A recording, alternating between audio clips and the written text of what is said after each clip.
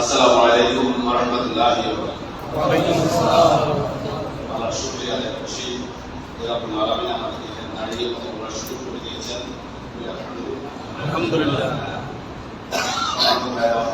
যে বিষয়টি আমরা এক বছর আগে ছিল আমাদের ধারণা চিন্তার আমাদের ভাবনার আজকে সচেতনতার অভ্যুত্থানের মাধ্যমে সেটা বাস্তবে পরিণত হয়েছে। সমাজ মুসলিমরা আমরা তাদের জানাজায় আসতে পারি, আমরা তাদের বিরুদ্ধে আমাদের সামনে যেতে পারি, আমরা কেউ মৃত্যু সজ্জায় আছি তাকে দেখতে পারি। এই হচ্ছে আমাদের অবস্থা।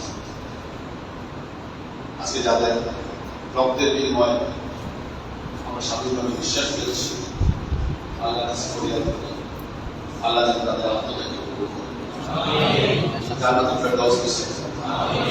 তারা আহত অসুস্থ হয়ে এখন মৃত্যুর সাথে পাঞ্জা করছে, আল্লাহ কাছে ফরিয়াদ করি, আল্লাহ তাদেরকে উত্তম বিনিময় দান করেন, তাদেরকে সাপ্তাহিক কামের আযাব নসিব করেন।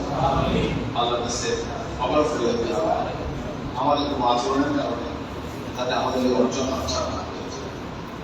আল্লাহ যাতে আমাদেরকে যে স্বাধীনতা দিয়েছেন, শান্তি দিয়েছেন, যে স্বস্তি দিয়েছেন, আমাদের ভুলের জন্য জাতির কাঁধে যাতে আবার নতুন কোনো ফ্যাসিস্ট জাতির ঘাড়ে বসতে না পারে সেজন্য আল্লাহ সাহায্য কামনা করছেন।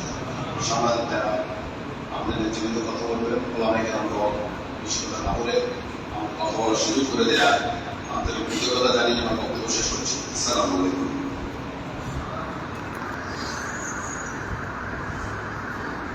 যে ধন্যবাদ জানাচ্ছি আমাদের অ্যাডভোকেট ফজলুল সুজন ভাইকে অত্যন্ত সংক্ষিপ্ত সময় মূল্যবান কথা বলার জন্য।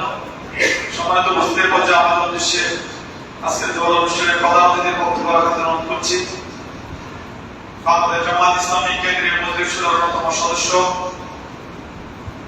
কুমিল্লা জেলা দক্ষিণের সম্মানিত সংগ্রামী সেক্রেটারি, কুমিল্লা নয় নির্বাচনী এলাকা লাকসাম ও মহানগর আসনের সম্মানিত আওয়ামী লীগের সংসদ সদস্য পদপ্রার্থী, আমাদের শ্রদ্ধাভাজন অভিভাবক জননেতা জনাব ডক্টর সৈয়দ এ.কে.এম. সরওয়ারুদ্দিন সিদ্দিকী। আলহামদুলিল্লাহ, আমরা আল্লাহ পাকে শুকর আদায় করি। জুলাই আন্দোলনের শহীদ আহত বন্ধু পরিবারের যারা সদস্য আছেন তাদের স্মরণে আজকে দেওয়ার অনুষ্ঠান। বাংলাদেশ জামায়াত ইসলামীর উদ্যোগে এই মুহূর্তে অনুষ্ঠানের সম্মানিত সভাপতি, সম্মানিত অতিথিবৃন্দ এবং সম্মানিত উপস্থিতি, আসসালামু আলাইকুম। আমরা দ্রুত প্রোগ্রাম শেষ করবো, এই জন্য আমরা সঙ্গে আমাকে অ্যাড্রেস করছি না এবং লম্বা কথা বলছি, কথা বলছি। এটা দোয়ার অনুষ্ঠান এবং এটা মসজিদ, এই জন্য আমরা এই প্রোগ্রামের বলে বলটা সংযুক্ত রাখছি। জুলাই আন্দোলনে আমার যে মূল্যায়ন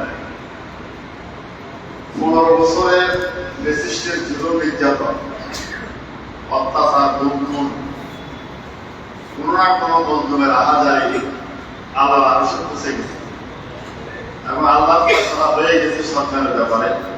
আর দুনিয়াতে আল্লাহ একটা ছাত্র দিয়ে বাস্তবায়ন করেছে। এটা স্বাভাবিক কোনো সূত্রে হওয়ার কথা না, কল্পনা অতীত, বাস্তবতার অতীত।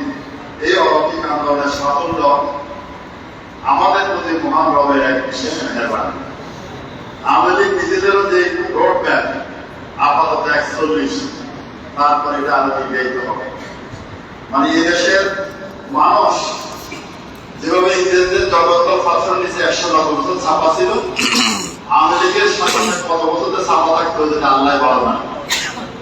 আজকে যে সুযোগটা বলেছে যে আমরা মুক্তভাবে কথা বলতে পারছি, যেটা এখন থেকে 1 বছর আগের এই দিনে এখানে বসে প্রোগ্রাম করা একটা অসম্ভব বিষয় ছিল।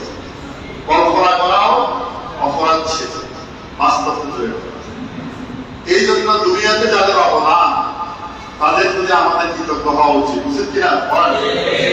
আমরা যখন একান্ত নিজেদের জন্য দোয়া করব, নিজেদের ব্যক্তিগত বিষয়ে দোয়া করব, আমরা শহীদদের জন্য দোয়া করি। আল্লাহ রাব্বুল আলামিন বদরের যুদ্ধে আল্লাহ রাসূলের সাথে নেতৃত্ব দিয়ে যুদ্ধ করে, রাসূলের নেতৃত্বে যুদ্ধ করে যে 70 জন ভাই শহীদ হয়েছে, 14 জন ভাই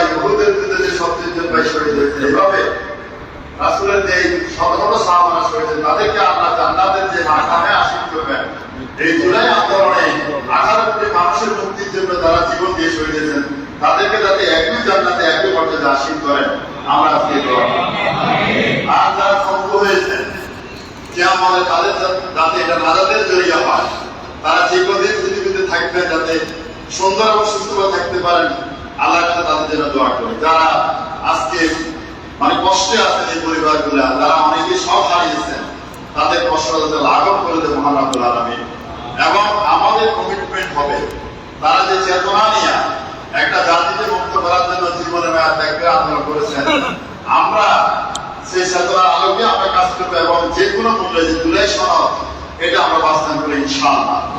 আগামী 19 জুলাই এই জুলাই সনদ সহ 7 দফা দাবিতে বাংলাদেশ জামাত ইসলামী ঢাকা শহর উদ্যানে বেলা 2টায় যে মহাসমাবেশের ডাক দিয়েছে, আমরা সকলে সেখানে সবান্ধ হয়ে সদস্যতা হাজির হব এবং ইলেকশনের আগে আমরা কয়েকদিনের সংস্কার এবং এই ব্রিটিশ সরকারের বিচারের দাবি করছি এবং নির্বাচনের জন্য আমরা লেভেল প্লেইং ফিল্ড চাচ্ছি।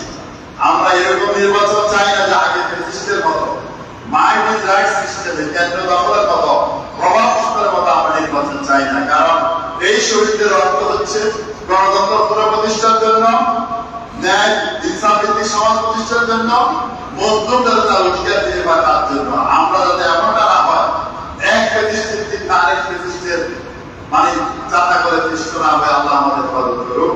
সকলকে ধন্যবাদ। আসসালামু আলাইকুম।